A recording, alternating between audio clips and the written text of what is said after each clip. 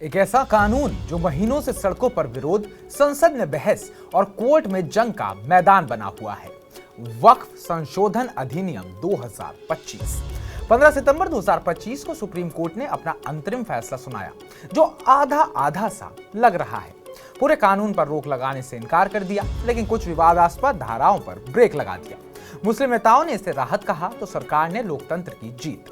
लेकिन असली सवाल यह है, ये फैसला मुसलमानों की संपत्ति बचाएगा या सिर्फ देरी का बहाना है? आइए आसानी से इस पूरी कहानी को समझते हैं, जहां ट्विटर पर मीम से लेकर गुस्से तक सब चल रहा है। नमस्कार, मैं उत्कर्ष प्रताप सिंह और आप देख रहे हैं TV9 भारतवर्ष। वक्फ कानून 1995 से चला आ रहा है, जो मुस्लिमों की धार्मिक संपत्तियों जैसे मस्जिदें, कब्रिस्तान, मदरसे को मैनेज करता है।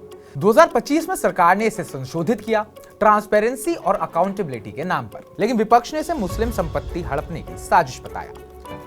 अप्रैल 2025 में संसद से पास होने के बाद AIMIM चीफ असदुद्दीन ओवैसी, कांग्रेस सांसद मोहम्मद जावेद और all India Muslim personal law board जैसे कई ने सुप्रीम कोर्ट का दरवाजा खटखटाया।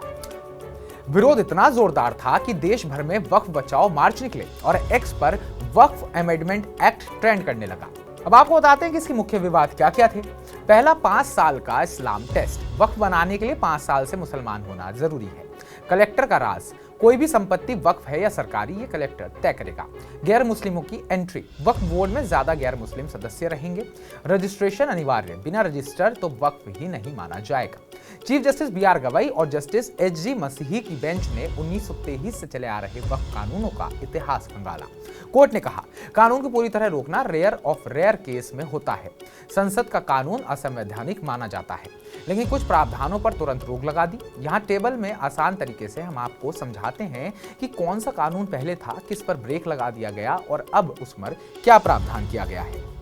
सबसे पहला, 5 साल इस्लाम अनुयायी होना, रोक लगाई। राज्य सरकारें नियम न बनाए तो लागू ना हो। राहत, आस्था का मामला सरकार कैसे चेक करेगी? यहाँ पर मुस्लिम पक्ष को राहत मिल गई है।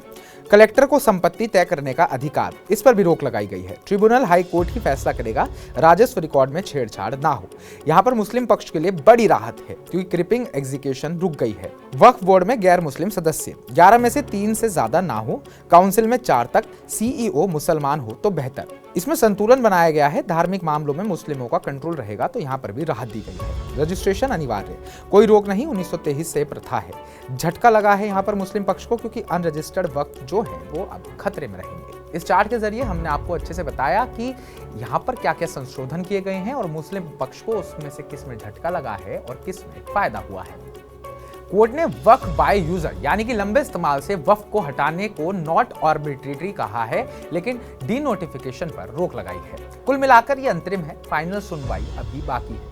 इसके बाद एक्स पर हंगामा मच गया। कांग्रेस सांसद इमरान प्रतापगढ़ी ने कहा, अच्छा फैसला है, सरकार की साजिश रुक गई, हम लड़ाई जारी रखेंगे। साथ ही इस पर यूनियन मिनिस्टर किरण रिजिजू ने भी प्रतिक्रिया दी। उन्होंने अपनी राय दी और कहा कि ये संविधान की जीत है। तो चलिए उनको भी सुन लेते हैं। पूरा सुनवाई करके जो आज ऑर्डर पास किया है, मैं इसका स्वागत करता हूं। सुप्रीम कोर्ट को पूरा विषय का जानकारी है, बहुत विस्तार में पक्ष रखा। सरकार के ओर से हमारे सॉलिसिटर जनरल ने विस्तृत रूप से एक्ट में जो प्रावधान है और उसका मंशा, सरकार का जो सोच है, उसको भी सुप्रीम कोर्ट में रखा है। एक्स पर एक यूजर ने लिखा, सुप्रीम कोर्ट ने आधी ब्रेक लगाई, जैसे क्रिकेट में रेन ब्रेक। जम्मू कश्मीर के CM उमर अब्दुल्ला ने कहा, वक्फ बोर्ड को बचाया गया। निष्कर्ष ये निकला है कि राहत है या सिर्फ फुर्सत। ये फैसला मुसलमानों के लिए राहत भरा लगता है। संपत्ति हड़पने का डर कम हुआ है, धार्मिक स्वायत्तता बची है, लेकिन पूरे कानून पर रोक ना लगाना चुभ रहा है। सरकार कहती है ये ट्रांसपेरेंसी लाएगा, विपक्ष चिल्लाता है माइनॉरिटी राइट्स पर हमला हुआ है। तो असली टेस्ट अभी बाकी है। फाइनल जजमेंट में ये कानून वाकई वक्फ को मजबूत करेगा या कमजोर? आप क्या सोचते हैं? कमेंट बॉक्स में कमेंट कर हमें जरूर बताइएगा। क्या आप कुछ और चाहते थे तो वो भी कमेंट बॉक्स में कमेंट कर हमें जरूर बताइएगा। बाकी ताज़ा अपडेट्स पाने के लिए TV9 भारतवर्ष को सब्सक्राइब कीजिएगा।